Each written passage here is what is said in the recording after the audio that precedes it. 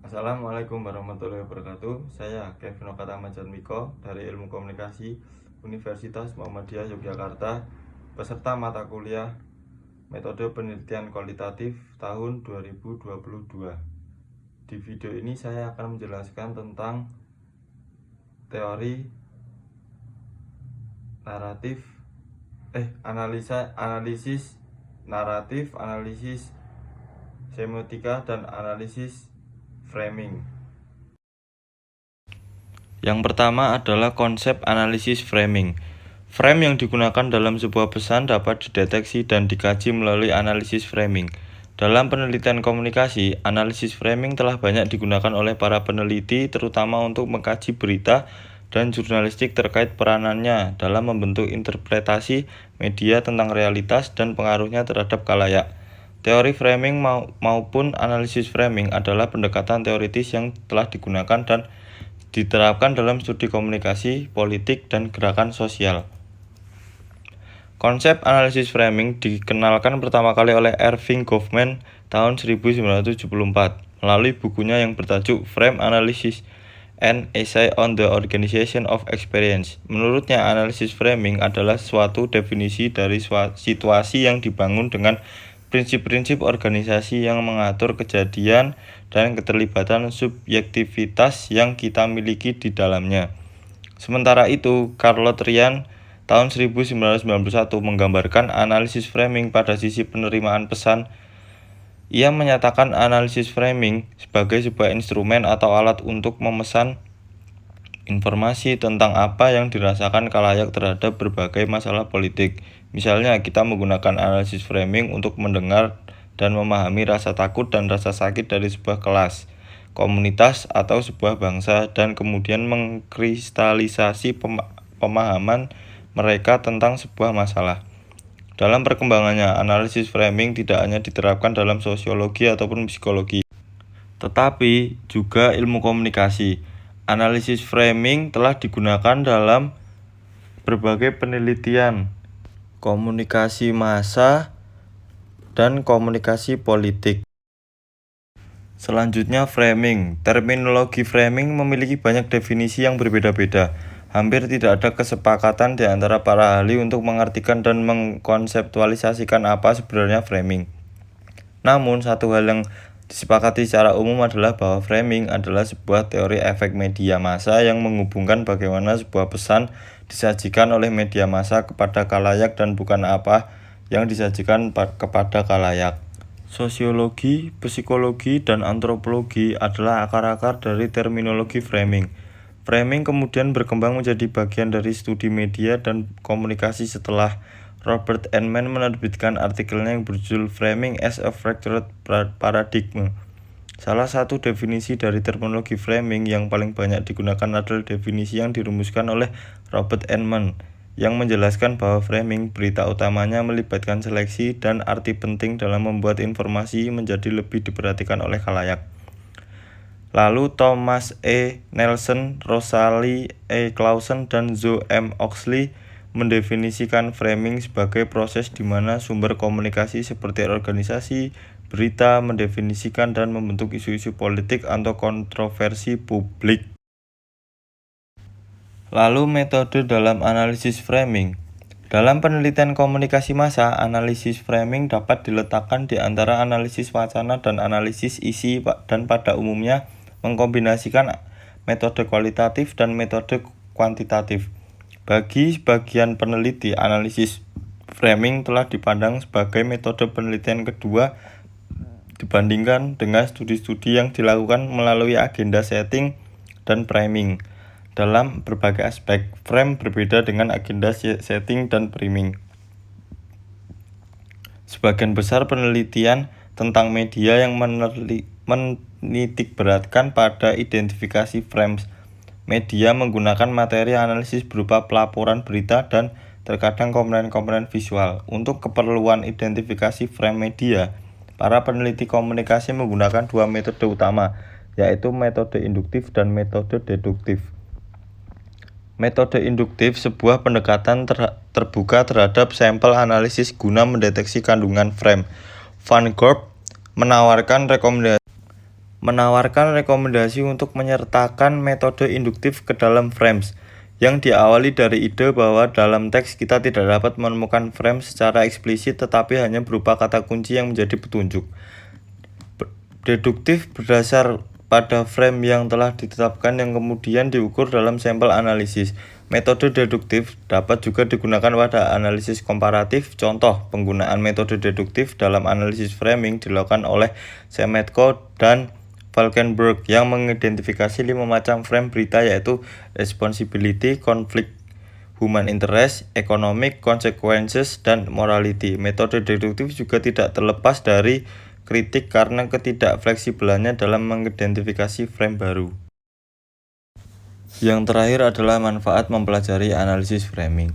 Dengan memahami analisis framing, maka kita tidak dapat memahami otonomi khalayak, objektivitas jurnalisme, analisis isi, pendapat umum, dan lain-lain.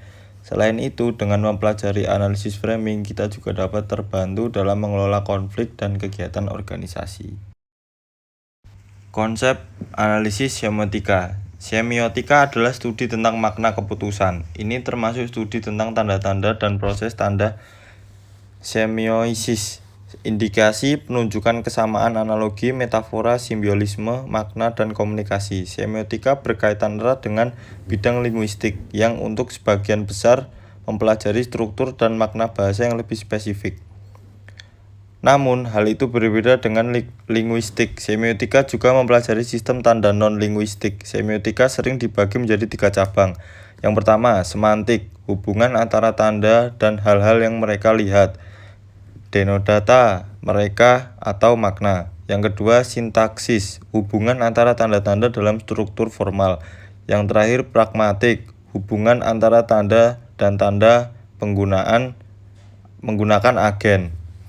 Semiotika adalah studi tentang tanda-tanda. Konsep tanda ini untuk melihat bahwa makna muncul ketika ada hubungan atau hubungan antara tanda absentia dan tanda signifier. Tanda adalah kesatuan dari suatu bentuk penanda signifier dengan sebuah ide atau penanda signified. Dengan kata lain, penanda adalah suara berarti atau makna grafiti. Semiotika adalah studi tentang tanda-tanda, sign, fungsi tanda, dan produksi makna. Tanda adalah suatu yang berarti sesuatu untuk orang lain. Studi semiotik tanda-tanda, penggunaan tanda, dan segala sesuatu yang berkaitan dengan tanda. Dengan kata lain, ide semiotik, tanda makna, denotatum, atau interpretan dapat diterapkan untuk semua bidang kehidupan selama tidak ada persyarat terpenuhi, yaitu ada artinya diberikan, ada makna, dan interpretasi. Selanjutnya, pengertian semiotika menurut para ahli. Charles Morris, semiotika menambahkan bahwa hubungan tanda-tanda untuk designata mereka dan benda-benda yang memungkinkan atau acara dan penawaran pragmatik dengan aspek biotik dari semiosis, yaitu dengan semua fenomena psikologis, biologis, dan sosiologis yang terjadi dalam tanda-tanda fungsi. Van Zoos, seperti dikutip oleh Rahayu S. Hidayat, menjelaskan bahwa semiotika meneliti tanda, penggunaan tanda-tanda, dan segala sesuatu yang berkaitan dengan tanda. Berbicara tentang kegunaan semiotika tidak dapat dipisahkan dari pragmatik, yaitu untuk mengetahui apa yang harus dilakukan dengan tanda, apa reaksi manusia ketika berhadapan dengan tanda. Selanjutnya, teori semiotika Roland Barthes. Roland Barthes membuat sebuah model sistematis dalam menganalisis makna dari tanda-tanda melalui analisis semiotik ini. Kita tidak hanya mengetahui bagaimana isi pesan yang hendak disampaikan, melainkan juga bagaimana pesan dibuat, simbol-simbol apa yang digunakan untuk mewakili pesan-pesan melalui film yang disusun pada saat disampaikan kepada khalayak. Teori Barthes memfokuskan pada gagasan tentang signifikasi 2 tahap, yaitu denotasi dan konotasi. Denotasi adalah definisi objektif kata tersebut, sedangkan konotasi adalah makna subjektif atau emosionalnya. Dari penanda konotatif akan memunculkan pertanda konotatif yang kemudian akan melandasi munculnya tanda konotatif. Selanjutnya adalah pengertian penelitian naratif. Penelitian naratif adalah metode riset yang senantiasa dipergunakan dengan menceritakan sebuah kasus terkait individu atau kelompok, mengenai kehidupannya dalam berbentuk lisan atau tulisan sehingga dalam penyusunannya berupaya untuk memahami pengalaman yang diambil melalui dokumentasi atau sumber informasi pribadi dari seseorang atau kelompok dengan cara mengumpulkan dan menganalisis cerita kehidupannya. Penelitian naratif bisa dikatakan sebagai metode penelitian independen dengan melihat fenomena yang diteliti. Perihal inilah metode naratif dapat dianggap sebagai ukuran dunia nyata yang sesuai ketika masalah kehidupan nyata diselidiki. Adapun untuk pendekatan penelitian yang dipergunakan bersifat linear dasar dengan mencakup studi tentang pengalaman seorang individu yang merangkul kisah-kisah kehidupan dan mengeksplorasi signifikasi yang dipelajari dari pengalaman individu tersebut. Namun, dalam kebanyakan kasus seseorang akan menciptakan kumpulan narasi yang masing-masing bertumpu pada yang lain.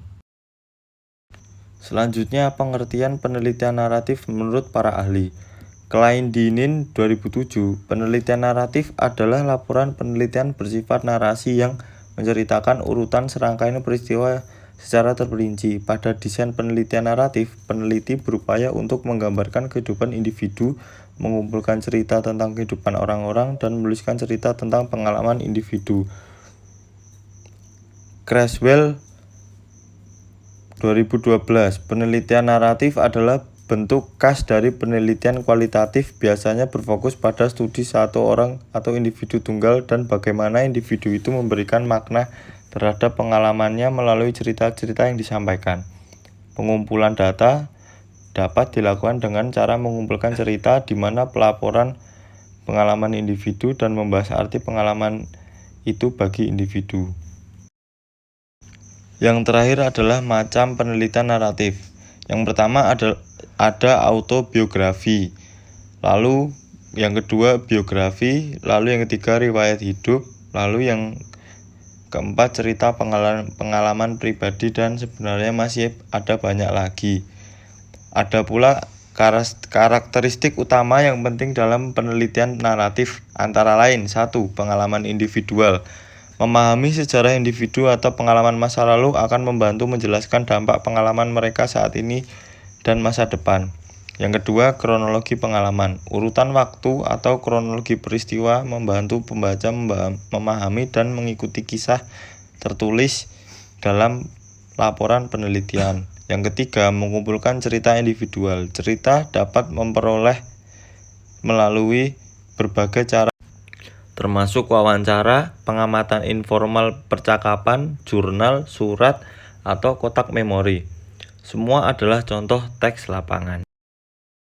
Sekian penjelasan dari saya, semoga teman-teman bisa memahami tentang apa yang saya jelaskan tentang analisis framing, analisis naratif, dan analisis semiotika.